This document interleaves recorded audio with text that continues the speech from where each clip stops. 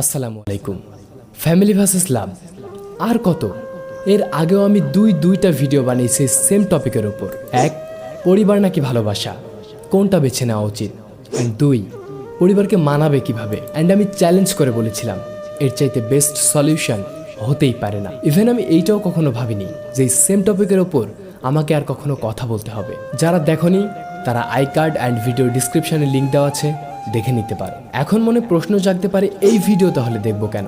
Because এই ভিডিওতে আমি বলবো ফ্যামিলিকে মানানোর বিকল্প এবং শেষ নিনজা টেকনিক। পূর্বে দুইটা ভিডিওতেই আমি ফ্যামিলি সেন্ট্রিক কথাবার্তা বলেছি, অর্থাৎ ফ্যামিলি সাপোর্ট টেনে কথা বলেছি। তারপর আমি যত কেস পেয়েছি তার মধ্যে অলমোস্ট 97% ফ্যামিলি তার সন্তানকে বোঝে না, তার পছন্দ অপছন্দের গুরুত্ব দেয় না, জাস্ট নিজেদের আত্মমর্যাদা আত্ম অহংকার অক্ষুণ্ণ রাখার জন্য ফোর্সফুলি অন্য জায়গায় বিয়ে দিয়ে দেয়। ছেলে উপযুক্ত, মেয়ে ভালো, আলহামদুলিল্লাহ ডিসেন্ট ফ্যামিলি, বাট নো, তবুও মানবে না।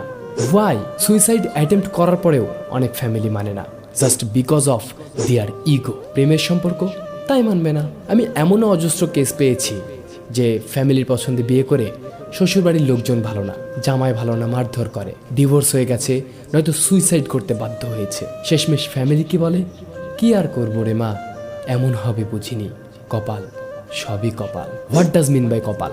সে যাকে পছন্দ করেছিল তাকে তো কপাল বলে মেনে নেননি। এখন যখন জীবনটা বরবাদ হয়ে গেছে তখন এসছেন কপালের দোহাই দিতে। কেন? ভালো চাকরি দেখে, ভালো ঘর থেকে বিয়ে দিয়েছেন না সুখে থাকার জন্য।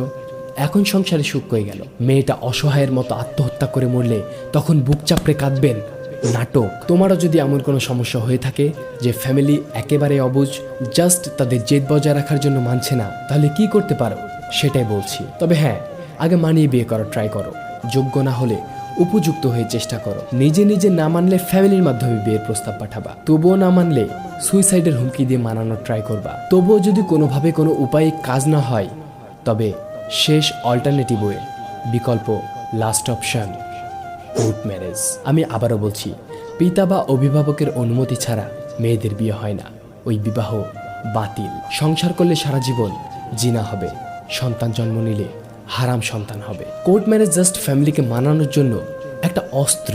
তবে কাউকে না জানিয়ে বিয়ে করার আগে এই বিষয়ে আমার একটা ভিডিও আছে, আই কার্ডে দিয়ে দিচ্ছি, এই ভিডিও শেষে দেখে নিও। দেখবা যখন ফ্যামিলি কোনোভাবেই মানছে না তখন কোর্ট ম্যারেজ করে সেটা ফ্যামিলিকে দেখাবা। অন্তত তখন হয়তো মেনে না নিয়ে আর কোনো উপায় থাকবে না। বাট আমি আবারও বলছি, পিতা বা অভিভাবকের অনুমতি ছাড়া মেয়েদের বিয়ে হবে না। তাই ফ্যামিলি মেনে নিলে তখন আবার ফ্যামিলির সম্মতিতে ঠিকঠাক মতো বিয়ে করে নিবা। এখন এই সুশীল সমাজের অনেকেই বলবে আপনি কোর্ট ম্যারেজের দিকে ইনফ্লুয়েন্স করছেন, উস্কাচ্ছেন। হ্যাঁ, উস্কাচ্ছি তো।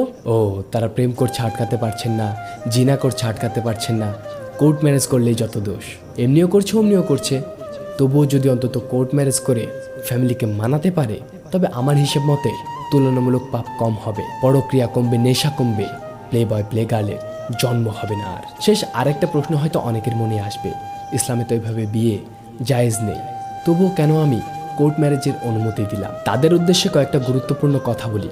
এই কথাগুলো সম্পূর্ণ আমার নিজস্ব মতামত এবং ভাবনা। বর্তমান যুগের যে অবস্থা, ফ্যামিলি আজ হোক বা কাল ঠিকই মেনে নিবে, লাগুক না হয় 10 বছর কিংবা নাই বা মানুক। একটা মেয়ে বা ছেলের পাশে তার ফ্যামিলি থাকে কয়দিন? বিয়ে অবধি। তারপর কিন্তু তারা দায় ছাড়া হয়ে যায়। বাকিটা জীবন ওই বিবাহের স্বাদ কিন্তু ছেলে মেয়েকেই ভুগতে হয়। কোনো কিছু শুধরে নেওয়ার রাস্তা থাকে না আর। জীবনসঙ্গী ভালো হলে ভালো, আর টক্সিক হলে জীবন জাহান্নাম। এক বুক জ্বালা যন্ত্রণা বুকে চাপিয়ে রোজ রাতে ধর্ষণ হয় একটা মেয়ে। কার কাছে ধর্ষণ হয়? তার নিজের স্বামীর কাছে। না এই ধর্ষণের কোনো বিচার আছে, না আছে মুক্তি। মনের মধ্যে একজন আর শরীর ভোগ করে আরেকজন। আর সেই কারণে এই সমাজের মেয়েরা নিজেদের ভোগের বস্তু আর কাজের দাসী ছাড়া অন্য কিছু ভাবতে পারে না। স্বামী হয়, সন্তান হয়, বয়স বাড়ি, বৃদ্ধ হয়, কিন্তু মনের মধ্যে জন্মানো ভালোবাসা কখনো মৃত্যু হয় না। এর ভুক্তভোগী ছেলেরা নষ্ট হয়ে যায়, নেশায় ঝুঁকে পড়ে। এক মেয়েকে না পেয়ে অজস্র মেয়ের জীবন নষ্ট করে। না ছেলে ভালো থাকে, না মেয়ে ভালো থাকে। আর ছেলে মেয়ে ভালো না থাকলে তাদের বাবা মা ভালো থাকবে কিভাবে?